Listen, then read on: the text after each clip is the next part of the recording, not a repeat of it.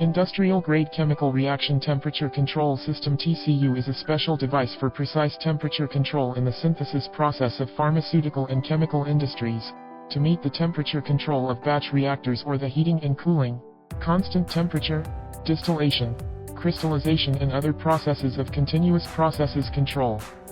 The applicable temperature range of TCU can reach -120 degrees Celsius to 300 degrees Celsius. And it is suitable for the temperature control requirements of reaction vessels of various specifications from 10 to 50,000 lift. It can be used in various explosion-proof areas and non-explosion-proof areas. The automatic temperature control of the chemical reaction process is accurate, which can well meet the complex process control requirements, and can accurately control the temperature of the reactor material.